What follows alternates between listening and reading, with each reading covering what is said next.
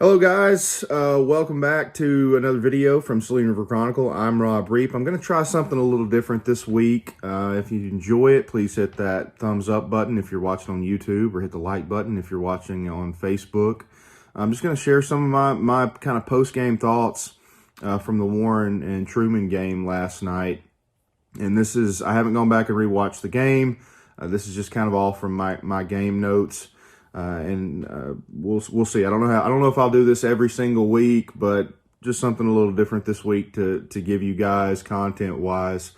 Of course, Warren coming away with a big win, 42-12 over the Trumann Wildcats, advancing to round 2 of the 4A state playoffs. The Jacks, from the scores I saw earlier, are going to be facing Bauxite next week.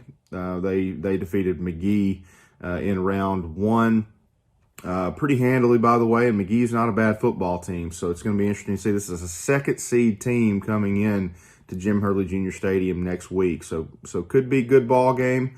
Really need a good fan base to show up and support the Lumberjacks next week as we face what could be a test. Overall, this game against Trumann in this first week, I was impressed by Warren in a lot of ways. It was a tight ball game in the first half. Just 7-0 going into kind of, I guess, maybe midway into the second quarter. Warren scored on their opening possession, but kind of sputtered a little bit after that. Trumann Miller scored that opening touchdown, and it was on a speed sweep left. He's kind of a guy that's in my opinion, is a little bit underrated in some ways. A lot of speed and just kind of a part of a receiving core that's got so much talent that it's easy to get lost in. But Coach Embry dialed up a speed sweep left, worked wonders. I think he was coming in motion on that play too, and I like that. We used to do that a lot in the early 2000s under Coach Embry, and that play had kind of gone out of his playbook over the years for a few years, and looks like I believe it was Miller in motion from right to left on that speed sweep. And made it to the edge, and Warren went up 7-0. Alan Juarez, of course, hit the extra point. Then in the second quarter, again, we kind of sputtered a little bit. Trumann marched into Warren territory on their first drive, but stalled, ended up turning it over on downs. By the way, every bit of this, the official game report's already on Saline River Chronicle, so if you want to go read that, instead of listening to me, you can do so. Warren's defense held strong, though, kept the goose egg on the board for the Wildcats, and that Warren defense has been so good all year. I was really impressed this week by Jordan Ingram and J.D. Tillman. Both of them had pretty good ball games Friday night, and Ingram's really come along on both sides of the football. He's been big for Warren, of course, in the tailback position, but last night I thought really big on the defensive side of the ball. In the second quarter, as I was mentioning, Warren did find the end zone again. Went up 14-0. Jackson Denton hitting maybe a 16-yard touchdown pass to Neandre Thomas. It was kind of funny. I was getting into position to take my photo, and my gut just told me that ball was going to go to the corner, and that's exactly what happened. It was just in that kind of sweet spot that Coach Embry kind of likes to dial up those corner routes. And Neandre and Antonio are both probably those prime targets on any route like that. And Neandre had a big ball game last night, and Warren did go up 14-0. Trumann made a bit of a strategic error late in the second quarter. I think it was like 52 seconds left when Neandre scored that touchdown that put Warren up 14-0. And you're thinking at that point that's probably going to be the halftime score line. 52 seconds left, not much time for either team. But Trumann elects. They try to hit a deep pass, I believe, on first down. Then on second down, it was an incompletion. I forget where exactly that was on the field. And then on third down, I'm thinking probably you know run the football, but Warren had 3 timeouts left, so I don't know. They kind of committed a cardinal sin, I think, against a really good Warren offense, in the fact that with under a minute to go, probably just need to get to halftime without giving Warren the football back. They mess up. They throw 2 incompletions. Very little time's run off the clock at this point. On third down, they try to go to the air again, and the quarterback is flushed out of the pocket, runs out of bounds to stop the clock, and they end up having to punt the football back. Warren gets it with very little time left. I want to say it was like 18 seconds, if I'm remembering my story correctly.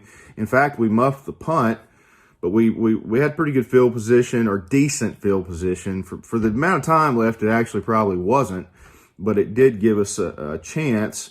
And I think the ball was at around the Warren 46-yard line.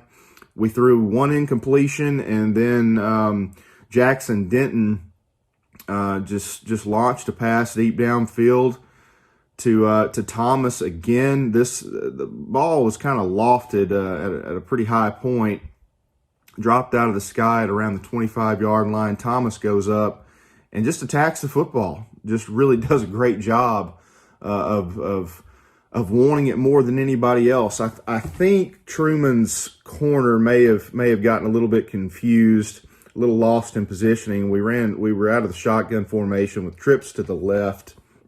I think we ran a wheel route on that left side as well. So there was a couple of Warren receivers on that left side, and Thomas was actually, I think they may have been even, but he was the inside route, right around the hash, goes up and catches it. And you're not really thinking at that point, I think probably 7 seconds left on the clock at most. You're thinking just get down, maybe try to get up there, call a timeout, and then let Alan Juarez do his thing with his leg and try to get 3 points. But credit to Neandre, he doesn't give up on it, makes a turn, beats 4 Trumann Wildcats, and goes the distance. And all of a sudden, Warren goes from having kind of a 7-0 lead, late into the second quarter. With under a minute to go, it was just a 7-0 lead. Then it was 14, and then all of a sudden we got a 21-point advantage going into the halftime break. And to me, I think that's a strategic error by Trumann's coaching staff to give Warren the football back. We're too good. We're too good to give us the ball in that position, and Coach Embry took advantage of it, and the Lumberjacks were able to get the score. Move into the third quarter. Traylon Jackson gets a 21-yard touchdown run, puts Warren up 28-0. At this point, the game is effectively over. Antonio Jordan then has a 53-yard punt return for a touchdown. 35, that gives the sportsmanship rule into effect. The clock starts running. Cam Burks added. He came in at quarterback. We heard from Coach Embry that was likely going to happen. If you watched the Bo Show this past week, I think he sounded like Burks might get some time at quarterback in certain situations and certain running situations in particular inside the red zone. He did that very effectively. I like to watch Cam Burks play on both sides of the ball, but he's a dynamic athlete, and would not be at all surprised to see him make a big impact heading into next week. Just down the stretch here, if we can put together a win or two and make a run at this thing, I think Cam Burks could be a really, really dangerous asset to this Warren team. That put Warren up 42-0. Trumann in the fourth quarter added a couple of touchdowns. Of course, we brought in a lot of subs at that point. I think we had 5 different Lumberjacks get on the scoreboard all together. So just an impressive performance by this Warren team. I think tonight Neandre Thomas just really sticks out to me. If he doesn't make that catch at the 25-yard line and then break free to the end zone, it's only a 14-0 lead going into the half. I feel like we've been a second half team all year. I was talking to someone along the sidelines around the halftime point. We were talking about how we've been a better second half team all year.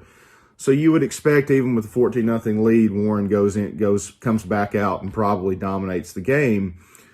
But still, that 21-point advantage at the half was a big deal. It had to be just kind of crushing to a team that had come in and made a little spark and held Warren to just 7 points through nearly 2 quarters. So good win, great win. Got the job done. 42-12, the final score. The Lumberjacks defeat Trumann. Looking forward to next week. Gonna be like I said in the earlier portion of the video, gonna be a test, I think, as second seed Bauxite comes to town. We'll have all the coverage on Saline River Chronicle. I'm planning that we're going to upload some more pictures as well. I think all of our game photos are already online, but we'll have some more cheerleading and band pictures uploaded over the course of this weekend. So if you're a cheerleading parent or a band parent, be on the lookout for those. Can't think of much else, but hey, again, if you like kind of this post-game talk from me, please just if you're on YouTube, hit the thumbs up button or whatever it is now. Subscribe to us. If you're on Facebook, hit the like button. I appreciate you stopping by. I don't know if I'll do a ton of these videos like in this format, but if you do enjoy them, let me know in the comments, and I'll do my best to put some more stuff like this out.